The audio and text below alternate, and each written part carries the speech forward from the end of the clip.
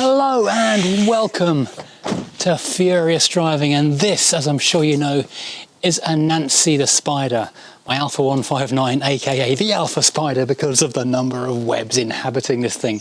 And if, as I have, you've been following this story with glee, you'll have been desperate to know exactly what this car looks like under the grime. And looking at the MOT history, it would appear this car was sat in a field for 4, maybe 5 years, gathering dust and grime, but not under any trees, which is crucial to its current condition. So although the paint is a bit flat in real life, there is green stuff kind of etched into it. It actually looks like a really good car that was being very nicely looked after before it was parked up because of the engine problems. And what I'm going to do today is go through my full list of Diamond Bright products. Obviously we are sponsored by Diamond Bright, but I love their stuff and it works so well at bringing back a very tired car. And we're going to see just how good this car looks inside and out. It looks great on the outside. These do suffer from rust at the back of the sills, and fingers crossed and touch wood and all that kind of thing. It looks like a good one. The inside of this car is something to behold. Now, although Alfa are a kind of a premium brand, there is no other brand anywhere in the mainstream market of cars that does leather interiors as nicely as Alfa Romeo. The quality of the hide they use, the design of the seats, everything. The 156, 159 era of Alfa are probably the best seats I've ever sat in, apart from maybe a Rolls Royce at £200,000. So there's just nothing else like it for comfort and support and just everything. So the interior of this car is going to look stunning. I'm really looking forward to seeing this come alive. I've had a 159 before, as I've mentioned many times, but that was murdered out. It was a black car, black interior, heavy tinted windows. So it looked amazing, especially on the 19-inch TI wheels. This is a slightly different proposition though, because it's the typical Alfa Rosso red, which is kind of a cliche, but it's a cliche because it works. And that really unusual cream leather interior, that combination just looks, oh, so good.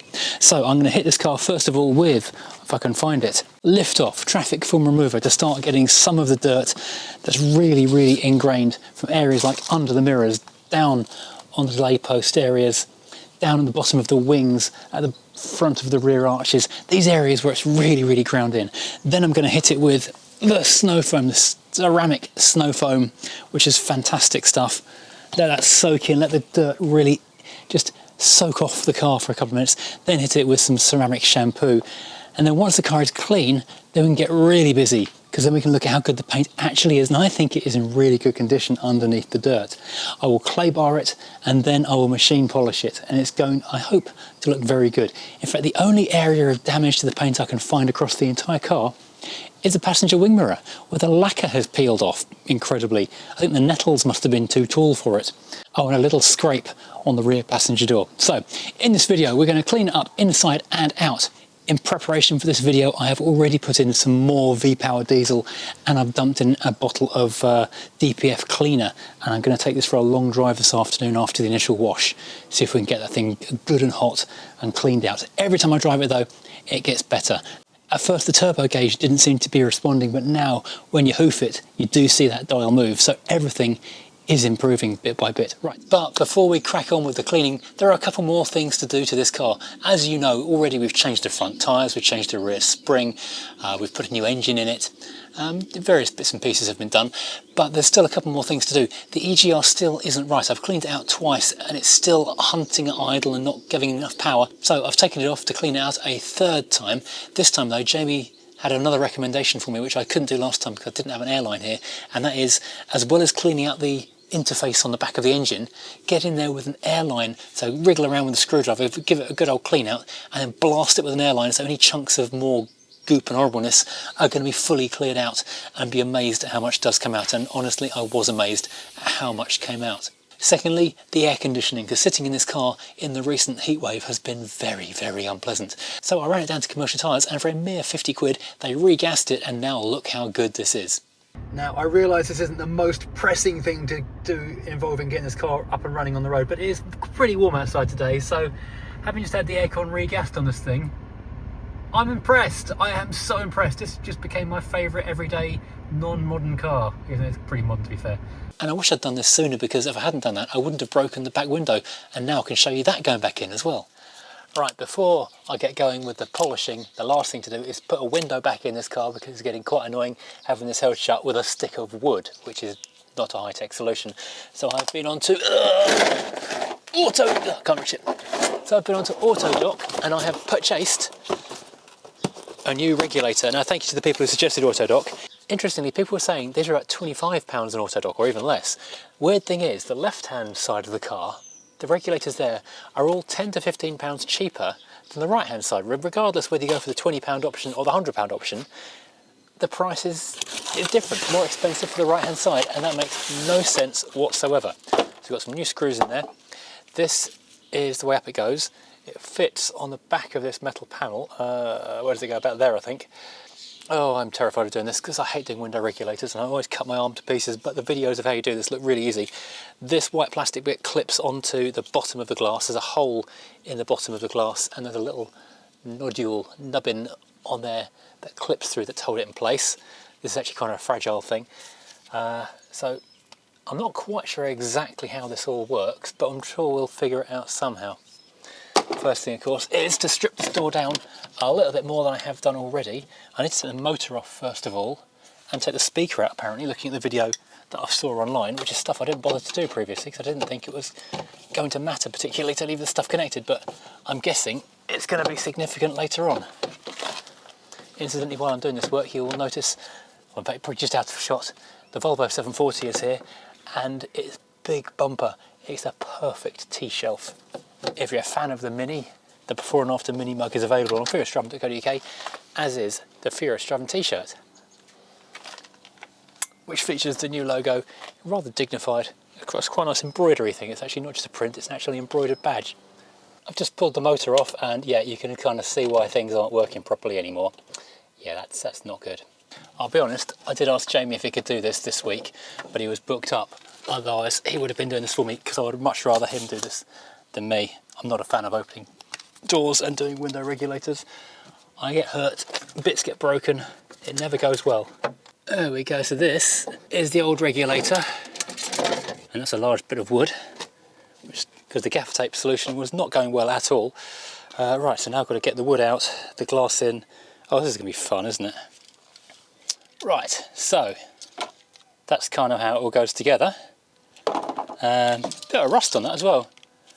So apparently I need, oh, okay, don't need them at all. The guide online said save these plastic bits because they are essential, but I will save them because you never know. They might come in handy later on for something else. They actually screw in, okay.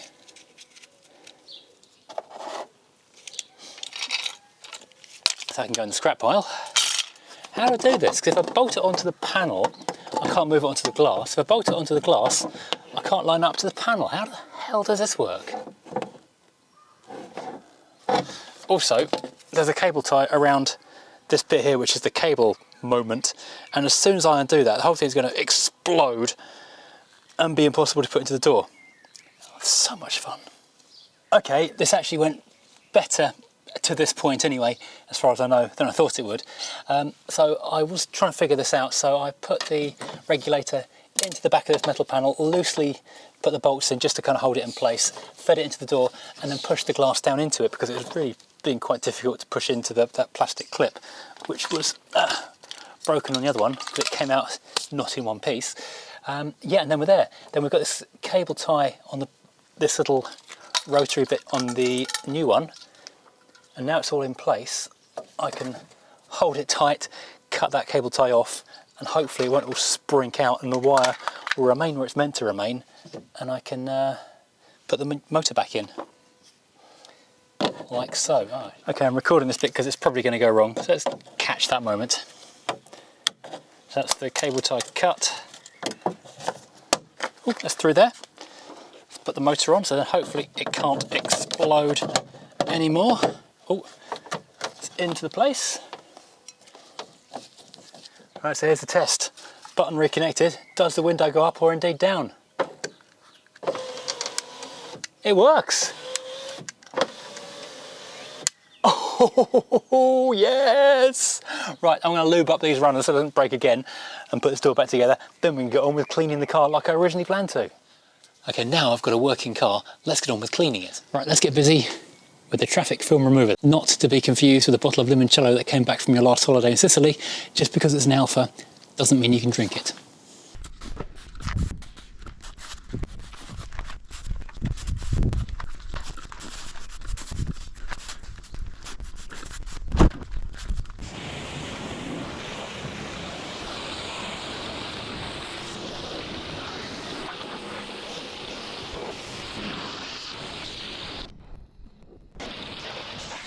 Now, I wouldn't normally use that much lift off for attacking a car with snow foam, but this is so ingrained. I think it's going to be good to just get every bit of dirt soft and then remove gently with water rather than trying to scrub it and use mechanical means, as in scrubbing, to get it off. So yeah, I've gone a bit crazy with that one. And wow, what a transformation already. It looks really good.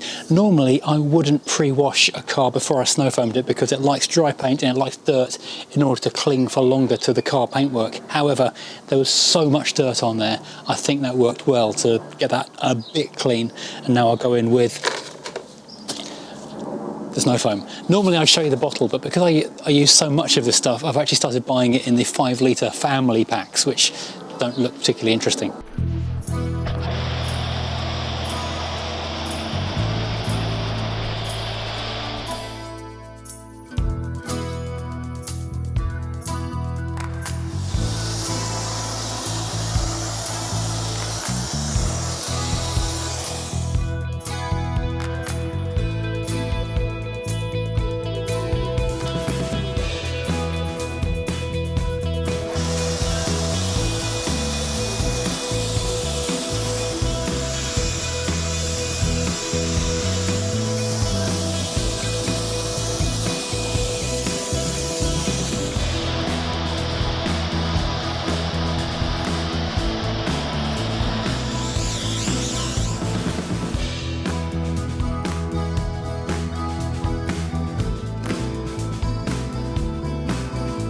I did actually forget to go and put on the ruby red, which is also a great thing for just getting the dirt lifted out of those wheels non-aggressively.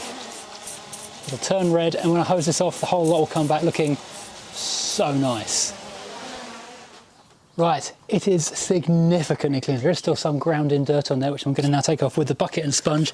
Got the old 2-bucket method ready to go. So let's jump in with some shampoo and make this thing actually gleam. Oh, that looks so good already. Oh yeah, loads better. It's coming up actually red. The paint is such good quality on this car that it's actually coming up really nicely straight away. However, it does look a bit faded on this side, which I guess was facing the sun all of the time. So that will need a bit more effort with the polisher to get that all off.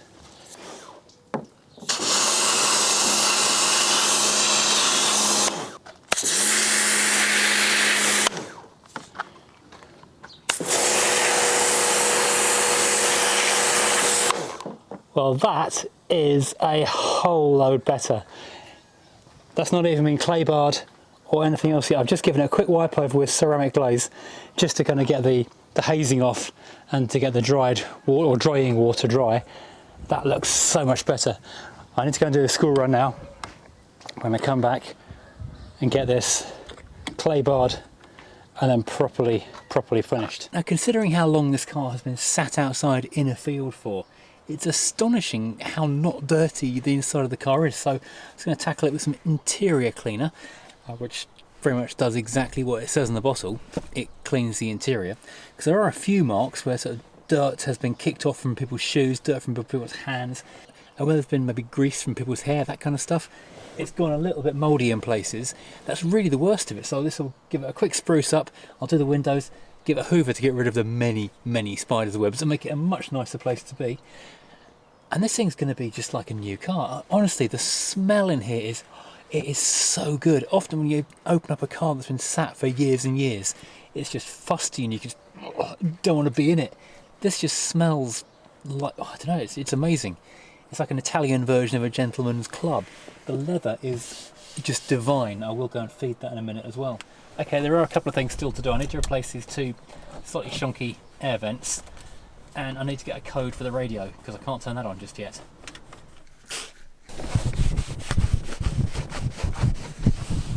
That's a decent improvement. Don't know what's in this door pocket, but I'm not even going to use an actual cloth for this. I'm going to use some napkins because it's disgusting. Yuck. And that's going straight in the wheelie bin. Yeah. Okay, before I go and do the final finishing touch with the actual machine polishing of the external parts of the car, I'm going to make more mess under here because this whole engine area hasn't been touched since we've had it. We've still got to get rid of the last vestiges of rat poop from underneath here, and also give the engine cover a clean up as well, because obviously that looks nicer with the shiny cover on. So I'm going to go find myself some engine bright and some lift off and give the engine bay a bit of a spruce up. You know, make more mess basically.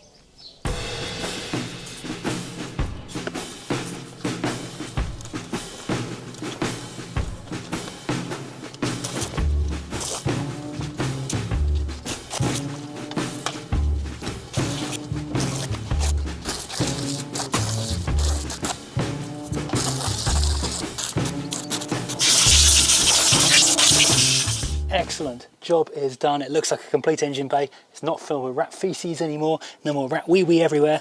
I think we are good, and because it's a diesel, not a petrol, it's not really a problem about the things getting wet. I didn't go and soak the ECUs and that kind of stuff. It should all be fine. Now this is Diamond Cut 1 cut. I've used it on a bunch of different cars, restoring some terrible paint. This is surprisingly good, but we're going to hit it with the DA thingy majig and make this thing super deep shiny. This deep Italian Alfa Rosso red is going to come amazing.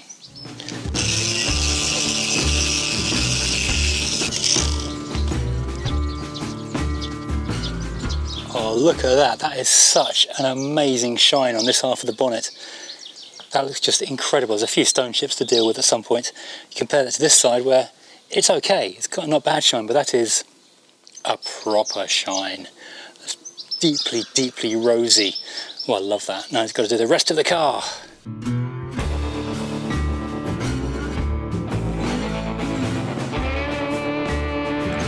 What do you think of that? That is just incredible. What a transformation from a dumped piece of junk in a field to this thing just glistening here in the driveway.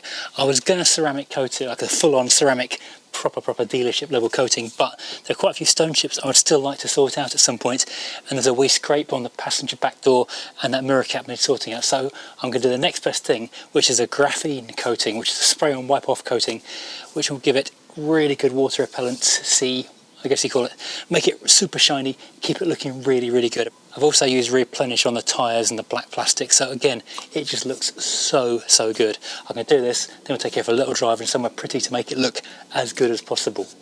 Graphene Pro Detailer, it is so very easy to use, literally spray on, wipe off, and I've got a nice fresh brand new cloth to buff it with. And you can do I did the Rover 75 in under 4 minutes with this stuff. It's actually a black liquid because graphene, well, it's black.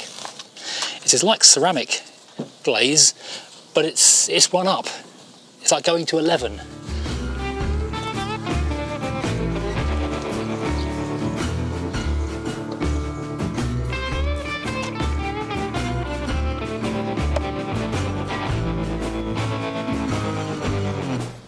Can you believe it? I was about to do the big reveal of how shiny and incredible it looks, and it started raining, so I'm going to have to go clean it all over again when this stops, and then I can show you properly just how good this car looks.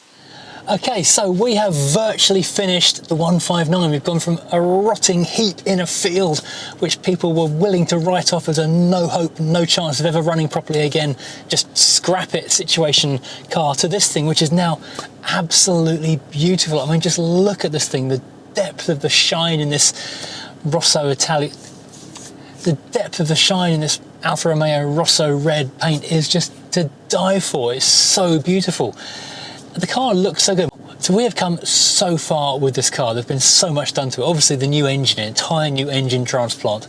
I have gone underneath the car when the engine was out. I've rust proofed and repainted the front subframe, so that looks nice now. Put new front tyres from Falcon on there, changed one of the rear springs. Oh, I rebuilt the dashboard because it had been pilfered for parts. And of course I've done the EGR 3 times, and the thing drives just so nicely now. Even Mrs. Furious has taken it for a ride, and she really liked it as well. Here's a quick look. So, give Mrs. Furious a go in the Alfa 159. First time we've driven this car. Welcome to Furious Driving. I'm enjoying driving the Alfa. I'm not going to crash it. No. Yeah, crash on camera, that'd be good. So how does it compare to your Mini? Reminds me of my 147. It does actually, doesn't it? It's quite good actually. It's nice little car. Right you are.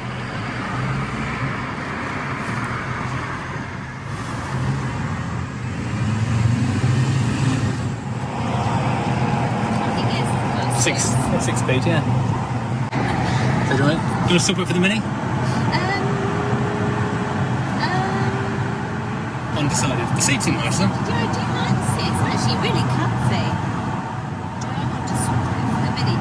Maybe I could slow the Mini for a few months and drive the Alfa. Possibly, yeah. Have a little bit of time with the Alfa. See how you get on. See how we get on. I don't have to make a decision now, do I? No, just can't get your kayak on the roof, that's the only thing. Oh, has it got no roof bars? No. How big's the boot space? Not big enough for a kayak. I don't really need my kayak on the roof. I'm not planning on any long journeys for a while. Everyone says I should keep this car. Oh, I like it actually. I think this could be one of your better cars. It feels nice and It does safe. feel nice, yeah. It's got airbags. Do they work though? Well, only one way to find out. Okay, we won't test it now. So you could call it done, but I'm not going to call it done because I'm me and I'm never satisfied. There's still a few things that aren't quite right. A couple of these air vents in the dashboard are broken internally, so I need to change those. I can't seem to find a code for the radio, so the radio won't work, so I need to do something about that. One of the mirrors is still got flaky paint, so that's no good. I'm not happy with that. The rear trailing arm subframe area is still looking rusty. Need to do something about that, and the advisory on the MOT was that the same deal was happening on the radiator support, so we need to go underneath that and just check out what I can do, whether to replace or repaint or make that look nice. But basically the car is good enough to use, but virtually perfect. But right now I am absolutely loving driving this car. This interior is just fantastic. It's just one of the nicest interiors you're ever going to sit your bum into, and the car just looks so good. Everyone who sees it loves it. It's one of those cars that it's just unbelievably handsome, amazing cabin. So much is right with this car. I would take you for a little driving it right now, but I stupidly left my camera mount in the other car when I was jumping out to go and do these photos. So you're literally resting on the dashboard as we speak. Oh, I've fixed the air conditioning as well. Look at the air vents, so it's lovely and cool in here as well. This car has got so much going for it. I'm going to be very hard pushed to sell this car in the near future. Even Mrs. Furious has got tempted to keep this car as well, so maybe before we say goodbye to it, we ought to do a little bit of a tuning deal with it, see how far we can push these things, because I know these 2.4s can really be tuned with just a simple remap. Maybe even just a panel air filter will transform it. So there's more to do. I'm just lingering with this car, trying to think of things to do. Anyway, I hope you've enjoyed this video. If you have, please hit like and of course subscribe. If you've liked the way that the Diamond Bright stuff has transformed this car's appearance, then head over to diamondbright.co.uk and use the discount code Furious10, no, FD10, sorry, I get my own discount code wrong. It's all in the description below. I've got a terrible cold and I can't concentrate today. And if you want to get some fabulous merch, then head over to furiousdriving.co.uk. I think that's all the things I need to be telling you about. Right, thanks for watching and goodbye.